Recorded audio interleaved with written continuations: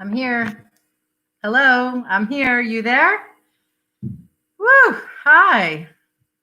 My name is Kristen. I'm the library director for the Island Free Library on Block Island, and I bring you this daily program of short stories for adult listeners. It is on our YouTube channel here. You have made it to our YouTube channel. Please hit subscribe if you haven't yet. We love to have subscribers. That's my dad logging on. Hi, Dad. Woo-wee. Hi. Sun's coming out, everybody. Rainy morning on Block Island, but here comes the sun. How's everybody doing? I was sort of like lamenting like the end of summer today. I was like, oh, it's gone. It's cold. It's wet. It's rainy. It's not a beach day. And well, that didn't last long. It's a beach day. So head to the beach, everybody. Take a swim. Enjoy it while you can. This is an adult program for adult listeners. I read adult stories with adult language and adult themes.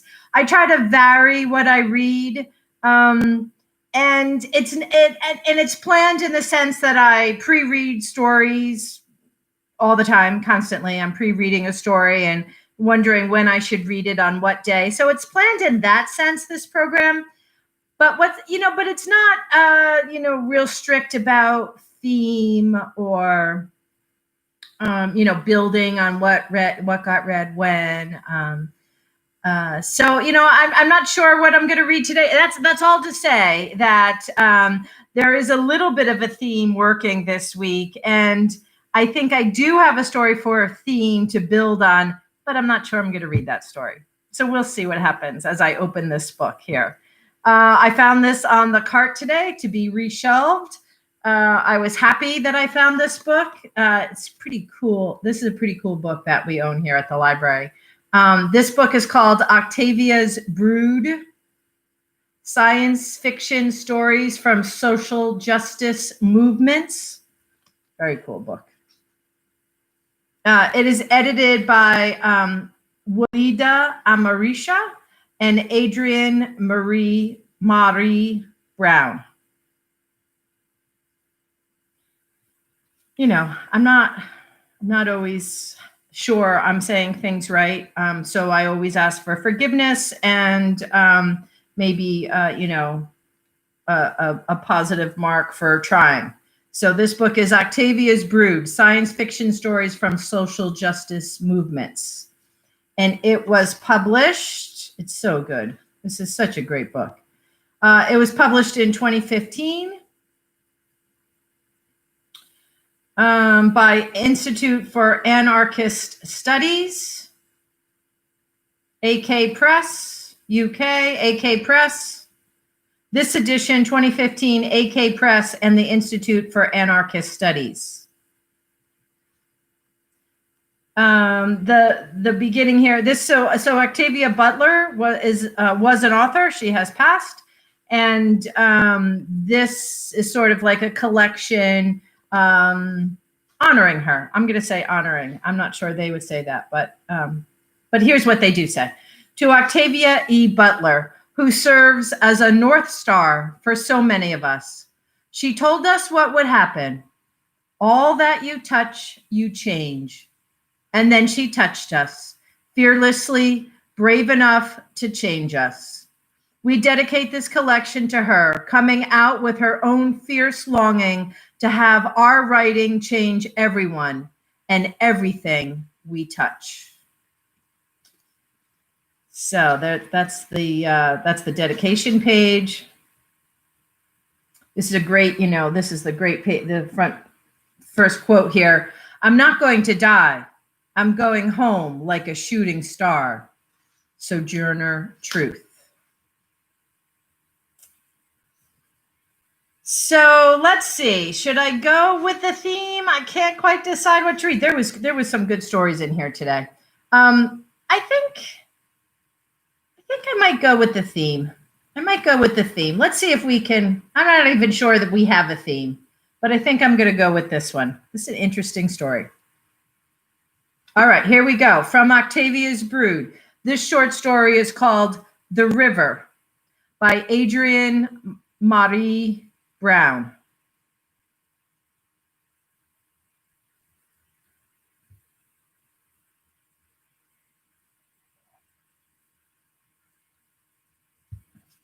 One, something in the river haunted the island between the city and the border. She felt it when she was on the waves in the little boat. She didn't say anything because what could be said and to whom? But she felt it, and she felt it growing. Made a sort of sense to her that something would grow there. Enough things went in for something to have created itself down there. She was a water woman, had learned to boat as she learned to walk, and felt rooted in the river. She'd learned from her grandfather, who told her his life lessons on the water. He said, "Black people come from a big, spacious place under a great big sky. This little country here, we have to fight for any inches we get. But the water has always helped us get free one way or another." Sunny days, she took paying passengers over by the Belle Isle Bridge to see the cars in the water. Mostly you couldn't see anything, but sometimes you'd catch a glimpse of something shiny, metal, not of the river, something big and swallowed that had a color of cherry red, of 1964 American-made dream. These days, the river felt like it had back then, a little too swollen, too active, too attentive. Too many days she sat behind the wheel of the little boat, dialing down her apprehension. She felt a restlessness in the weeds and shadows that held Detroit together. Belle Island, Belle Isle, an overgrown island, housed the ruins of a zoo, an aquarium, a conservatory, and the old yacht club. Down the way were the abandoned, squatted towers of the Renaissance Center, the tallest ode to economic crisis in the world. She had been born not too far from the river, in Commerce, on the east side. As a child, she played along the river banks. She could remember when a Black person could only dock a boat at one Black-owned harbor. She remembered it because all she'd ever wanted was to be on that river, especially after her grandfather passed. When she was old enough, she purchased the little boat, motor awkward on its backside, and named her Bessie after her mama. Her mama had taught her important things: how to love Detroit, that gardening in their backyard was not a hobby, but a strategy, and to never trust a man for the long haul. Mostly, she listened to her mama, and when she'd gone astray, she'd always been able to return to the river. Now she was 43, and the river was freedom. In that boat, she felt liberated all day. She loved to anchor near the Underground Railroad Memorial and imagine runaway slaves standing on one bank, and how good, terrifying but good, that water must have felt. Under the boat, or all over the skin, or frozen under the feet. This was a good river for boating. You wouldn't want to jump in for any money. No one would. She felt the same way about eating out of the river, but it was a hungry time. That morning, she'd watched a fisherman reel in something, slow, like he didn't care at all what he pulled up. A long, slender fish had an oily sheen on its scales. She tried to catch his eyes with her disgust, offer a side-eye warning to this stranger, but he turned with his catch, headed for the icebox. She was aware of herself as a kind of outsider. She loved the city desperately and the people in it, but she mostly loved them from her boat. Lately, she wore her overalls, kept her graying hair short and natural, her sentences brief. Her routine didn't involve too many humans. When she tried to speak, even small talk, there was so much sadness and grief in her mouth for the city disappearing before her eyes that it got hard to breathe. Next time she was out on the water, on a stretch just east of Chang Park, she watched two babies on the rocks by the river, daring each other to get closer. The mothers were in deep and focused gossip, while also minding a grill that uttered a gorgeous smell over the river waves. The waves were moving aggressive today, and she wanted to yell to the babies or the mamas, but couldn't get the words together. You can't yell just any old thing in Detroit. You have to get it right. Folks, remember.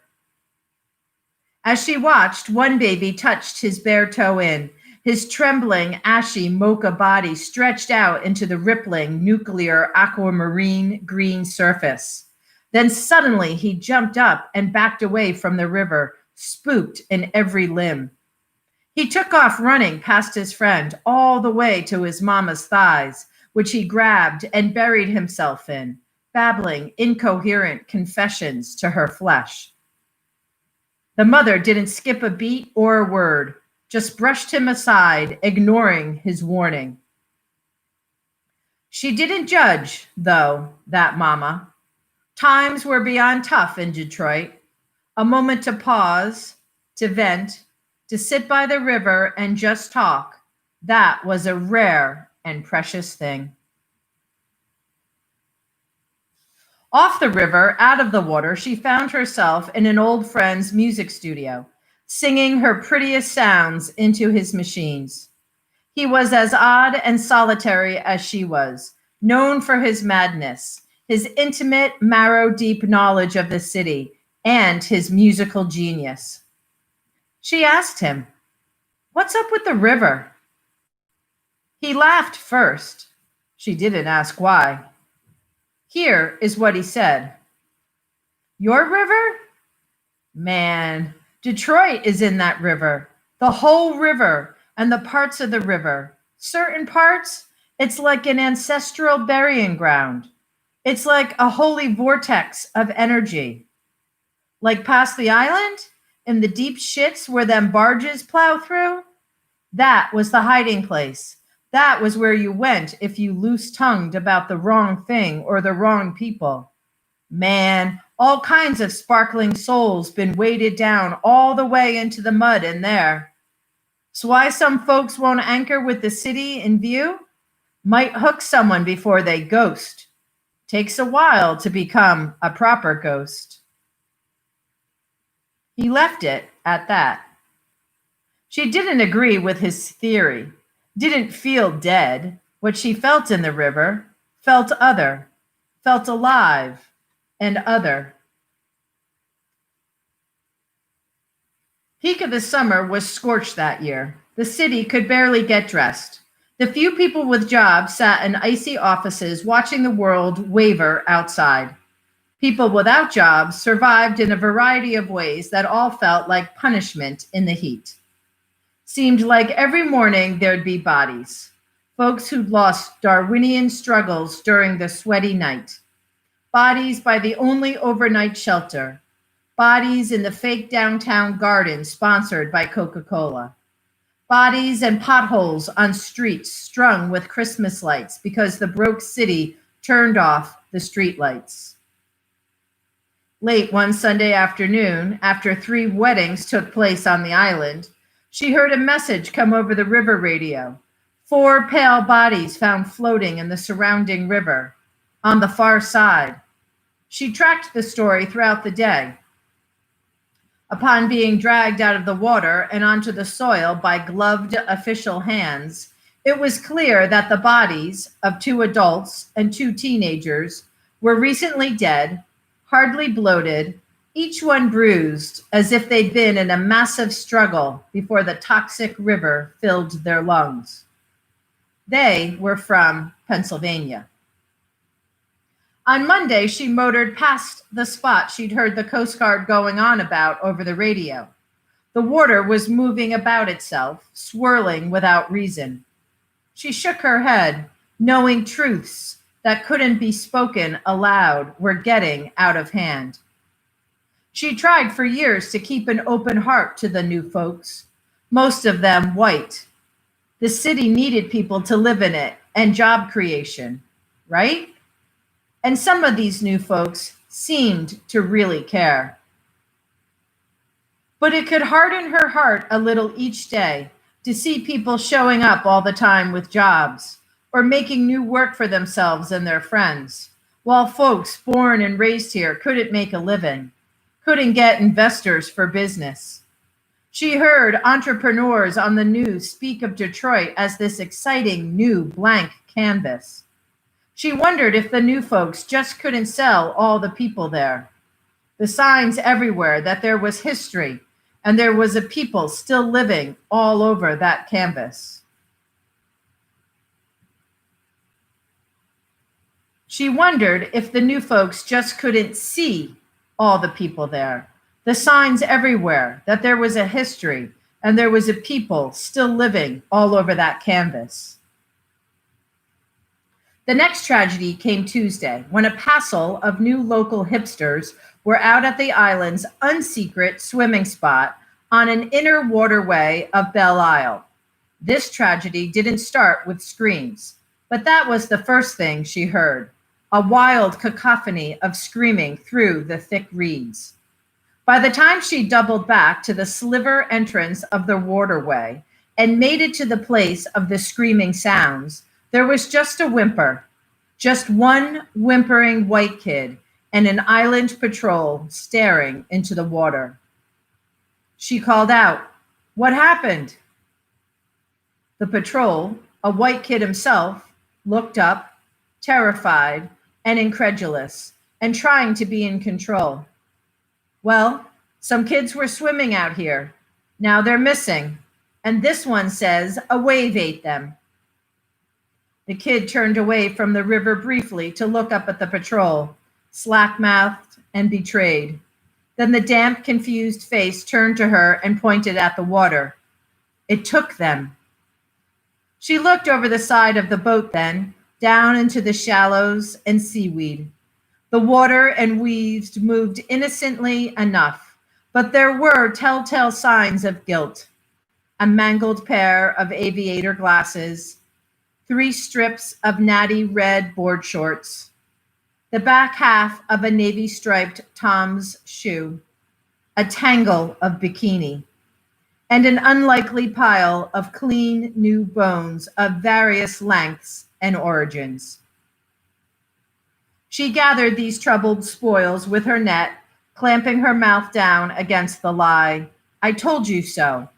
'Cause who had she told? Even now, as more kinds of police and Coast Guard showed up, what was there to say? Something impossible was happening.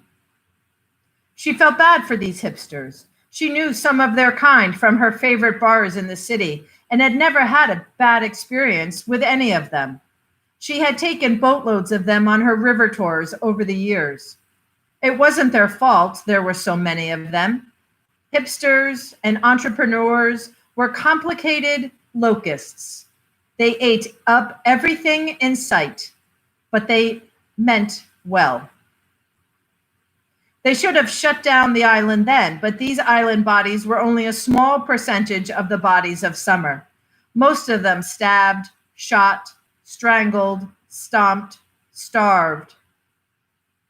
Authorities half-heartedly posted ambiguous warning flyers around the island as swimmers, couples strolling on the river walk paths, and riverside picnickers went missing without explanation. No one else seemed to notice that the bodies the river was taking that summer were not the bodies of Detroiters. Perhaps because it was a diverse body of people, all ages, all races, all folks who had come more recently, drawn by the promise of empty land and easy business, the opportunity available among the ruins of other people's lives. She wasn't much on politics, but she hated the shifts in the city, the way it was fading as it filled with people who didn't know how to see it. She knew what was coming, what always came with pioneers, strip malls and sameness.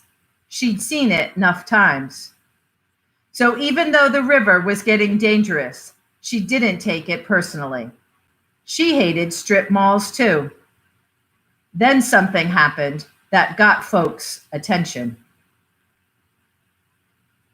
The mayor's house was a mansion with a massive yard and covered dock on the river, overlooking the Midwestern jungle of Belle Isle and farther on the shore of gentle Canada. This was the third consecutive white mayor of the Great Black City, this one born in Grand Rapids, raised in New York, and appointed by the governor.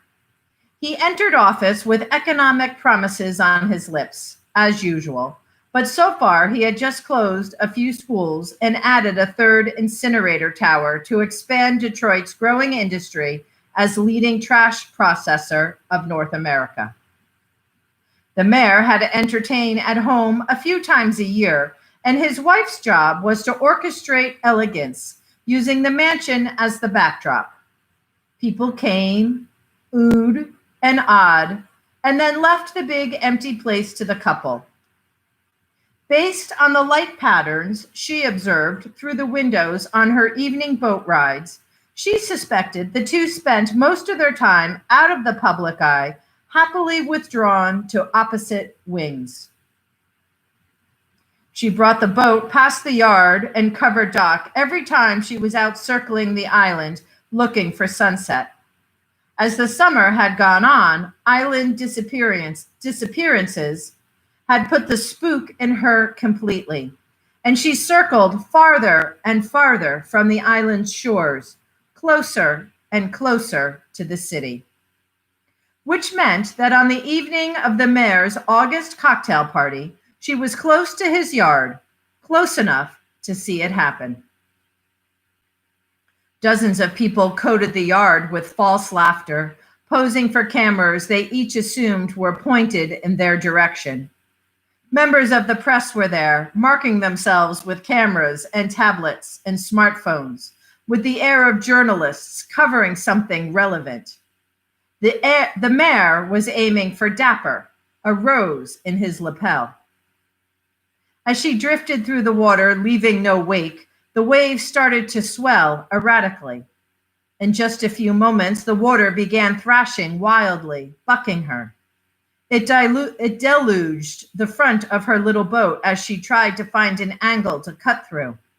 Looking around, she saw no clear source of disruption, just a single line of waves moving out from the island behind her, clear as a moonbeam on a midnight sea. She doubled the boat around until she was out of the waves, marveling at how the water could be smooth just 20 feet east.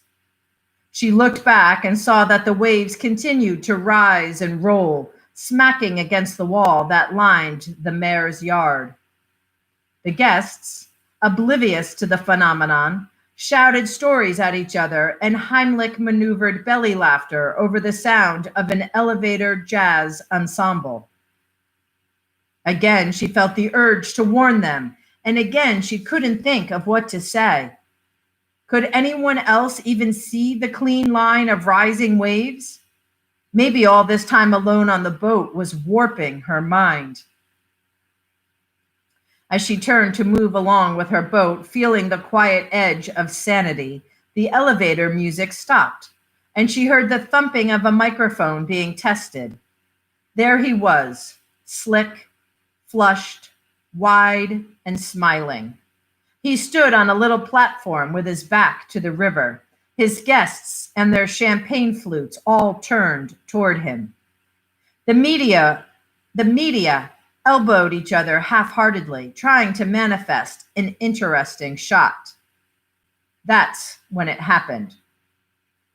First thing was a shudder, just a bit bigger than the quake of summer 2010, which had shut down work on both sides of the river. And then one solitary and massive wave, a sickly, bright green whip up out of the blue river, headed toward the mayor's back. Words were coming out of her mouth, incredulous screams twisted with a certain glee. The island's coming! The river is going to eat all you carpetbaggers right up! When she heard what she was saying, she slapped her hand over her mouth, ashamed. But no one even looked in her direction. And if they had, they would have seen naught but a black water woman alone in a boat. The wave was over the yard before the guests noticed it, looking up with grins frozen on their faces. It looked like a trick, an illusion. The mayor laughed at their faces before realizing with an animated double take that there was something behind him. As she watched, the wave crashed over the fence, the covered dock, the mayor, the guests, and the press, hitting the house with its full force. With a start, a gasp of awe, she saw that the wave was no wider than the house. Nothing else was even wet. The wave receded as fast as it had come. Guests sprawled in all manner of positions, river water dripping down their supine bodies, some tossed through the windows of the house, a few in the pear tree down the yard. Frantically, as humans do after an incident, they started checking themselves and telling the story of what had just happened. Press people lamented over their soaked equipment. Guests straightened their business casual attire into wet order, and security detail blew their cover as they desperately looked for the mayor. She felt the buoys on the side of her boat gently bump up against the river wall and realized that her jaw had dropped and her hands fallen from the wheel. The water now was utterly calm in every direction. Still shocked, she gunned the engine gently back toward the mansion. The mayor was nowhere to be seen, nor was his wife, and others were missing. She could see the smallness of the remaining guests. All along the fence was party detritus, similar to that left by the swallowed hipsters. Heeled shoes, pieces of dresses, and slacks. On the surface of the water near the mansion, phones and cameras floated. On the podium, the rose from the mayor's lapel lay, looking as if it had just bloomed. The city tried to contain the story, but too many journalists had been knocked about in the wave, felt the strange, all-powerful nature of it, saw the post-tsunami yard full of only people like themselves from Detroit. Plus, the mayor was gone. The crazy, impossible story made it to the public, and the public panicked. She watched the island harbor empty out. The island officially closed with cement blockades across the only bridge linking it to the city. The newly sworn-in mayor was a local who had been involved in local gardening work, one of the only people willing to step up into the role. He said this was an opportunity, wrapped in a crisis, to take the city back. She felt the population of the city diminish as investors and pioneers packed up, looking for fertile, new ground. And she noticed who stayed, and it was the same people who had always been there, a little unsure of the future maybe, but too deeply rooted to move anywhere quickly. For the first time in a long time, she knew what to say. It never did touch us, you know. Maybe it's a funny way to do it, but maybe it's a good thing we got our city back. And folks listened, shaking their heads as they tried to understand, while their mouths agreed. It ain't how I'd have done it, but the thing is done.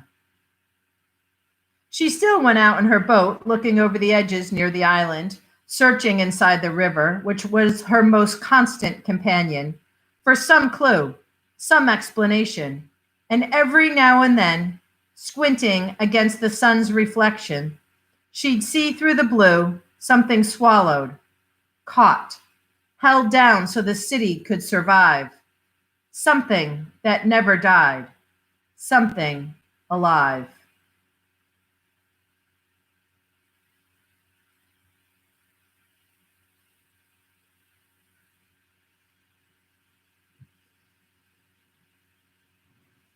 That short story is titled The River, and it was written by Adrienne Marie Brown.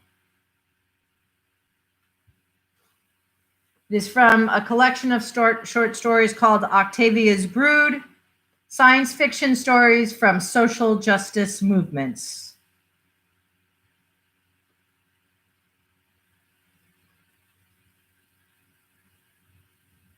Great book.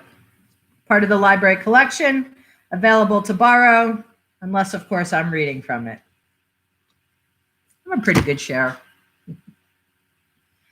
All right, everybody. That is today's episode of Frankenstein Tea. Thank you so much for coming. Thank you for wanting to stay connected with us and listening to stories and to the written word. I love to read them to you, and I hope you enjoy them. I'll see you tomorrow at 3:00. Library is open tonight. It is Thursday. You're welcome, my secret friend Cahill.